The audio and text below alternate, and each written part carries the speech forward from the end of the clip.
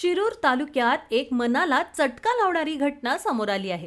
चुलतीने आत्महत्या केल्याच्या घटनेनंतर काही तासातच पुतण्याने देखील आपली जीवनयात्रा संपवली. या घटनेने परिसरात एकच खळबळ उडाली होती. पुणे जिल्ह्यात शिरूर तालुक्यातील गणेगाव दुमाला या ठिकाणी ही धक्कादायक घटना घडली आहे. कल्पना रवींद्र शिंदे वय वर्ष 31 आणि सचिन दौलत शिंदे वय वर्ष 25 अशी आत्महत्या केलेल्या काकी पुतण्याची नावे आहेत. त्यांच्या आत्महत्येचं कारण अद्याप समोर आलेलं नाही. या घटनेने शिरूर तालुक्यात एकच हळहळ व्यक्त करण्यात येत आहे. या प्रकरणी दौलत ज्ञानदेव शिंदे व गोविंद ज्ञानदेव शिंदे यांनी शिरूर पोलीस ठाण्यात फिर्याद दिली आहे.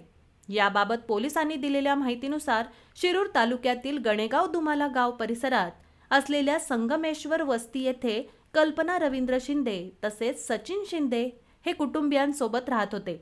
मात्र रविवारी रात्री 1:30 वाजण्याच्या सुमारास अज्ञात कारणातून कल्पना यांनी घरातील लोखंडी अँगलला साडीच्या साहाय्याने गळफास घेऊन आत्महत्या केली.